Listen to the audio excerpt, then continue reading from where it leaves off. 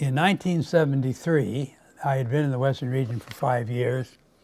They were very much anxious to give a young man named John Akers a chance to be regional manager, because their plans were for him to be chairman, as he did in later years.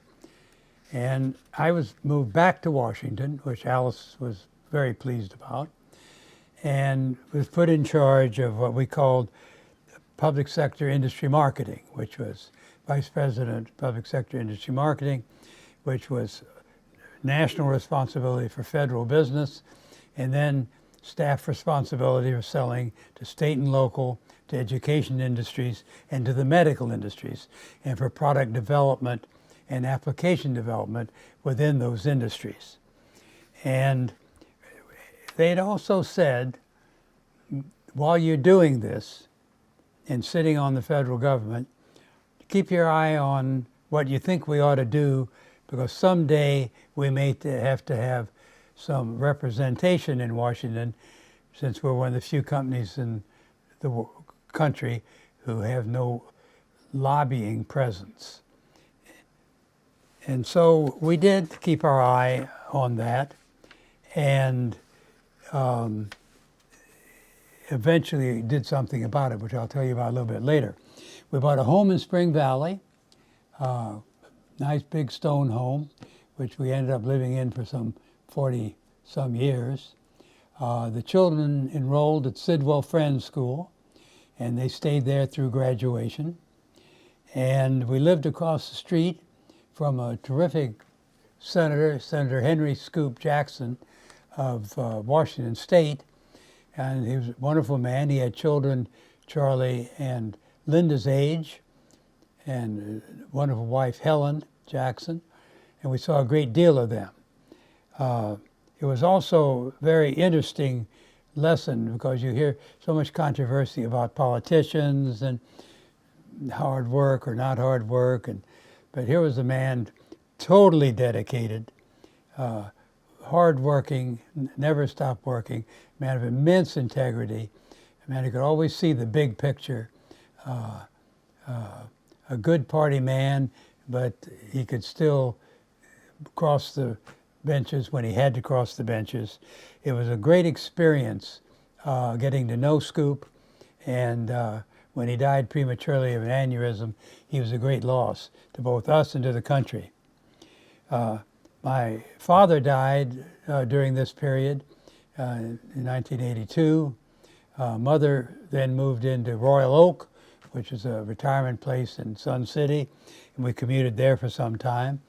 The family took a really fun trip to England and Europe in 1981.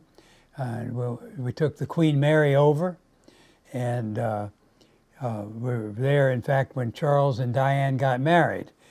And a helicopter flew the film to the plane and dropped it on the plane so we could watch the wedding pictures in the movie theater on the Queen Mary. And we did touring in southern England. Then we went to Holland, drove to Germany, went down the river, stayed in a castle, went to the Black Forest in Heidelberg, went on to Vienna, Budapest, back to Zurich, Switzerland, the Matterhorn. Then we went to France. And it was a great trip for the family. We loved it. During this time, though, a very dramatic thing happened, and that is Alice got in medical school. And this was a very big thing. It was hard to do.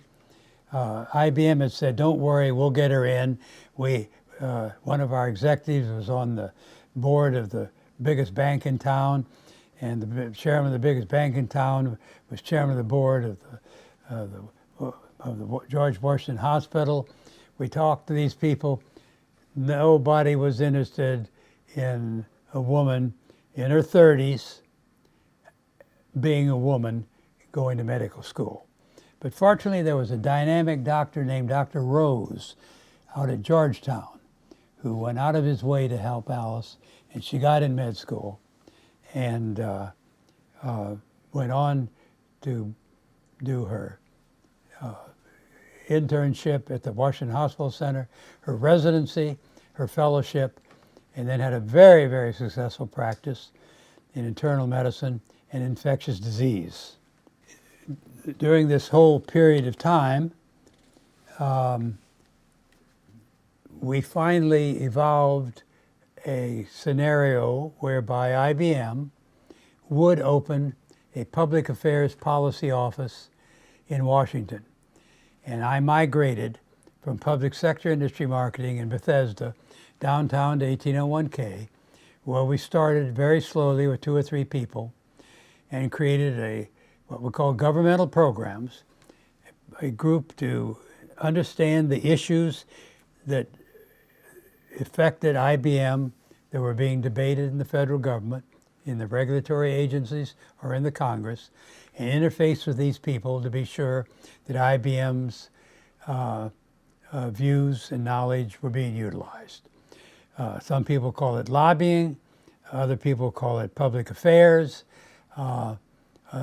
but we created a very, very, very effective operation. We grew to, as I left, about 80 people, and were known within the government for the expertise that we brought to government people when they needed to decide on a policy. We had the facts and were able to convey them in a way that helped them make their decision. When they moved me from public sector industry marketing in Bethesda to downtown to 1801K, they also promoted me to a corporate vice presidency. And I knew that I was going to be constantly on call. I reported basically to the chairman of the board. And when they wanted somebody in Armonk, they'd say, go get somebody, get McKittrick, bring him up here. Well, I remembered the words of Colonel Rodabaugh. Remember way back there at Selfridge Field, Michigan, he said, I always went to the big building where the generals were, you know, so they knew I was on their team. And so I made a practice of every Wednesday night, I flew to Armonk into Westchester Airport, stayed in Armonk all day Thursday, actually had an office there, came back Thursday night. So I could do the coordinating between governmental programs and the corporate leadership. They knew I was going to be there that day, and they would put me on their agenda, and I was on their team, and meanwhile I was communicating well between Washington and Armonk. That was a lesson that I had learned from Colonel Rodabaugh, and I'm telling you, it made absolutely every difference in dealing with Armonk in those crucial days of building governmental programs. Towards the end of my working time, I was able to, while traveling, I was able one time to take Charlie with me to Spain, where we were having an international meeting, and then he and I went to England and to Scotland. And another time, Linda went with me to Mexico City, where we were having a meeting, and she and I went to Chichen Itza, the Maya lands, and then to the ruins outside Mexico City. We always loved traveling. And it was a lot of fun to take a trip with my daughter. Linda graduated from Sidwell Friends and went off to Whitman College in Walla Walla, Washington. Scoop Jackson had recommended it to her, and she loved it and thrived there. Charlie went to Tufts up in Medford, Washington, and thrived there.